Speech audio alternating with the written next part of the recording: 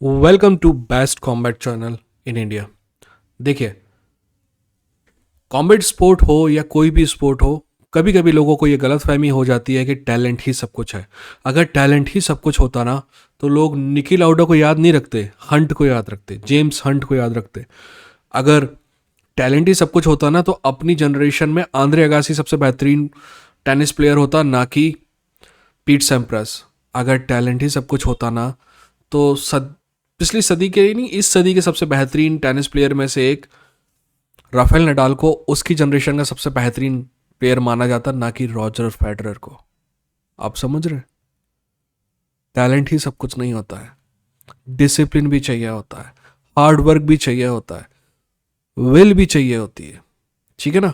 और एक महत्वाकांक्षा जिसको कहते हैं ना, ambitious, you have to be ambitious. ये सारी चीज चाहिए होती है जब जाके आप सफल होते हो। अब आप बोलोगे कि यार ये सब बकवास क्यों कर रहे हो।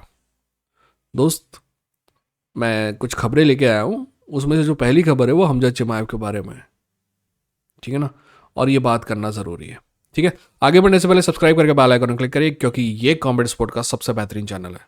मेरा वादा है आपसे, जब भी आप वीडियो देखकर उठेंगे तो पहले से आपके पास ज़्यादा नॉलेज होगा, और अगर ऐसा नहीं होता है तो अनसब्सक्राइब भी करिएगा और 4 गाली देते जाइएगा। ठीक है?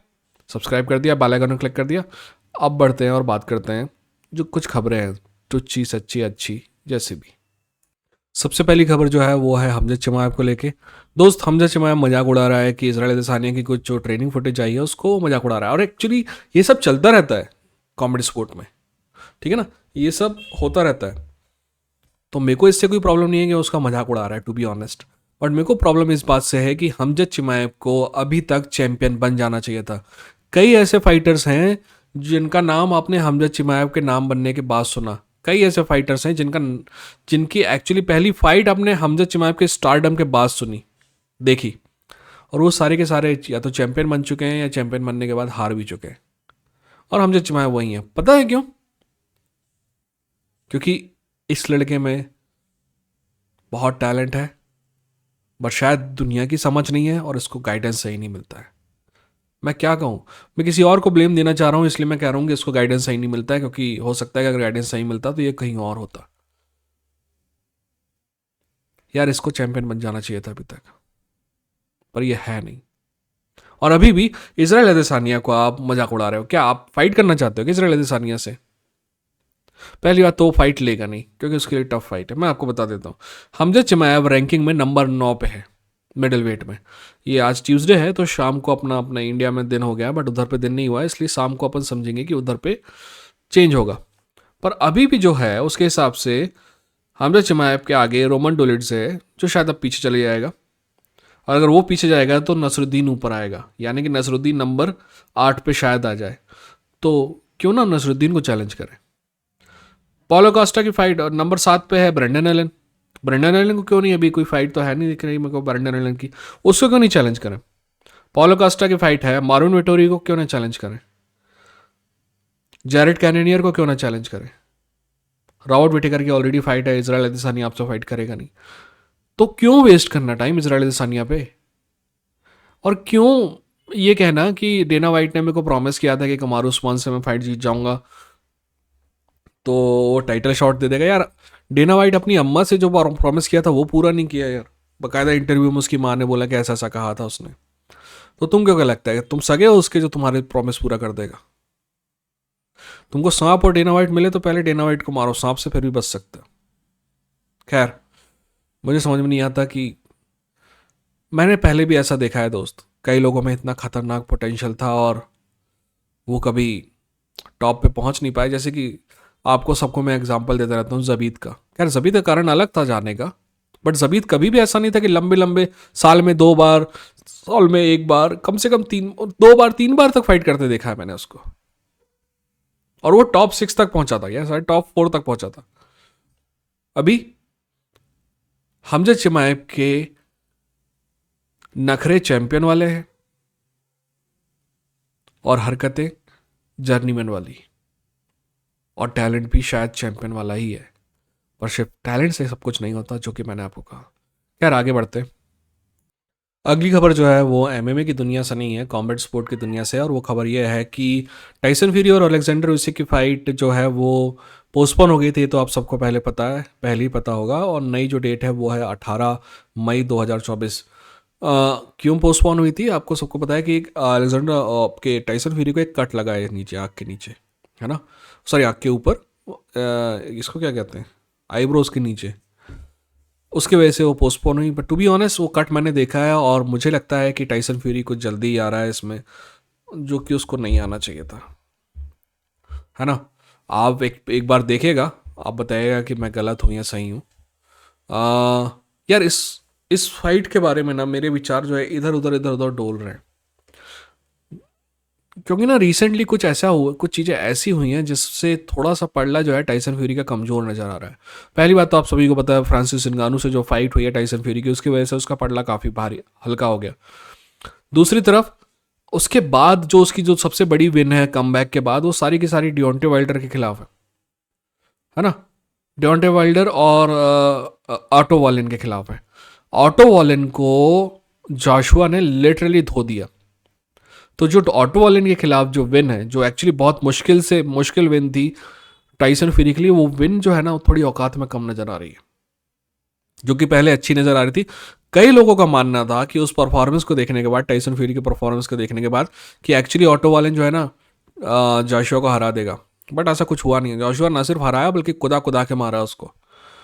वहीं एक और जो डियोंटे वाइल्डर वाली जो विन है, पार्कर की फाइट के बाद जब पार्कर ने भी जिस आसानी से डियोंटे वाइल्डर को हराया ना, तो उससे क्या होता है कि टाइसन फ्यूरी की वो वाली विन भी जो है थोड़ी सी कमज़ोर नज़र आ रही है। ओके, तो उसकी सारी विन तुमको कमज़ोर नज़र आ रही होंगी, बट क्लिचको वाली विन तो अभी भी जिंदा है ना उसके पास। उसका क्या कहोगे? ठीक है, लुइस वाली भी विन है उसकी, मैं तो भूल ही गया था उसको, सॉरी, डिलियन वाइट, लुइस बोल रहा था मैं। एनीवेज, तो पड़ला काफ़ी हल्का हुआ है, but still to be honest I think Tyson Fury, यार मैं बायस आपको बता देता हूँ, इस चैनल के कारण समझाना थोड़ा मुश्किल है, बट इस चैनल को शुरू करने का कारण ही शायद टाइसन फ्यूरी था। टाइसन फ्यूरी की फाइट हो रही थी, उसके बारे में सभी सब कुछ जानता था, और वो मेरा फेवरेट फाइटर में से एक था। क्योंकि मैं हमेशा उस आदमी की इज्जत करता हूँ जिसने ज़िंदगी में बहुत कठिन चीज़ों का सामना किया है और वहाँ से वापस आया है। जो आदमी सुसाइड करने की सोच रहा था, वो कुछ दिनों बाद चैंपियन था फिर से। फिर एक बार उसकी चैंपियनशिप ले ली गई और बहुत सी चीज़ें ऐसी हुई। उसके बाद ही उसने वापसी की, उस वजह से ये चैनल स्टार्ट किया। तो मैं बायस्ड हूँ, तो मैं बायस अपना सामने रखते हुए आपको कहता, अभी भी मुझे लगता है कि I think Tyson Fury is going to prevail. ठीक है। अगली खबर यह है कि दोस्त, इस बात के बारे में बात की जा रही है कि कोबी कविंगटन और शफकत रखमनाव की जो फाइट है वो पक्की हो गई है। मैं आपको हमेशा कहता हूँ ना कि जब तक फाइट अनाउंस नहीं होना, जब तक कि कार्ड में ना आ जाए, तब तक आप उस बात पर विश्वास ना करें तो बेहतर है। क्योंकि मुझे ये पता चला है, ये तो पक्की बात है, कोबी कविंगटन के बातों से पता चलता है कि वो शफकत से फाइट करने के लिए तैयार है। ओके, ये बात हमने स्टैब्लिश कर ली। बट हमें ये नहीं पता है कि शफकत कब इंजरी से फ्री होगा, है ना। तो जब तक वो पता नहीं है तो ये सारी बातें बकवास बातें हैं। और मेरे ख्याल से कोबी कविंगटन को पता है कि वो अभी 1 2 3 महीने में नहीं आने वाला इंजरी से बाहर, इसलिए कोबी कविंगटन ने भी हाँ बोल दिया, ताकि उसको मार्केट में खबर रहे कोबी कविंगटन ने तो हाँ बोला था, वो ही फ्री नहीं था, है ना। एक और खबर है शफकत के पहले, हाँ, डस्टिन पोरिया वाली खबर आपको पहले ही बताओगे। डस्टिन पोरिया की फाइट, डस्टिन पोरिया ने कह दिया पहले कि ये फाइट कैंसिल कैंसिल है, और फिर बाद में फाइट हो गई। आपको बताऊँ क्या हो रहा होगा? ऐसी खबर नहीं है, मतलब एक्चुअली थोड़ी बहुत खबर है भी, बट एग्जैक्टली क्या हो रहा होगा, इतनी बात तो डस्टिन पोरिया ने पहले भी कही। मतलब जो इंटरव्यू है उसमें साफ साफ नजर आ रहा है कि उसने बोला कि मैंने हाँ बोल दिया था फाइट के लिए, मेरा सिर्फ इतना था कि मेरे को टाइटल का रास्ता चाहिए और जो भी फाइट है उसके लिए मैं तैयार हूँ। तो मेरे को लगा था कोई बड़ी फाइट मिलेगी, फिर भी बेनवा सेंटेनी से फाइट मिल गई उसको, तो उससे थोड़ा हैप्पी नहीं था। और बहुत सी चीज़ें थी जिस पे उसने अग्री कर दिया था, बट यूएफसी से कॉन्ट्रैक्ट में वो चीज़ें आई नहीं। हो सकता पैसे की बात है, तो ये होता ना पब्लिक निगोशिएशन करना, ये कर रहा था डस्टिन पोरिया। उसने कह दिया कि फाइट जो है वो हो नहीं रही है, तो फिर यूएफसी दौड़ा दौड़ा आया होगा, क्योंकि यूएफसी की इज्जत से बेइज्जती हुई। बोला कि तुमको जो चाहिए हम दे देंगे, फाइट के लिए हाँ कर दो। यानी कि कॉन्ट्रैक्ट तब तक साइन नहीं हुआ था। अगर साइन हुआ होता तो यूएफसी डस्टिन पोरिया के पास आने की जगह उसके मैनेजर को कानूनी कार्रवाई की धमकी देते, जो यूएफसी पहले भी कई बार दे चुके हैं। I am sorry. तो ये सब कहानी थी दोस्त। पब्लिक निगोशिएशन भी कभी कभी ज़रूरी होता है। मेरे ख्याल से नेट डियाज का जो अंतिम दौर था वो पूरी तरह पब्लिक निगोशिएशन में ही गया। अगली खबर जो है वो ये है कि देखो, डेना वाइट और बीकेएफसी का जो प्रेसिडेंट है उन दोनों की मुलाकात हुई, और उसके बाद ये खबर चलने लगी कि बीकेएफसी और डेना यूएफसी जो है वो मिलके कोई मेन इवेंट करेंगे, राइट। को प्रमोशन करेंगे। घंटा नहीं होने वाला ये कभी, ठीक है ना, कभी नहीं होने वाला। और पर हाँ, इससे जुड़ी हुई खबर में यह है कि दोस्त बीकेएफसी एक्चुअली बहुत फेमस हो रहा है। माइक पैरी लेजेंड हो गया उधर पे। माइक पैरी ने जितनी अपनी पूरी ज़िंदगी में नहीं कमाया होगा ना यूएफसी में, उसको हर एक फाइट का उधर मिल रहा। माइक पैरी लिटरल लेजेंड हो गया।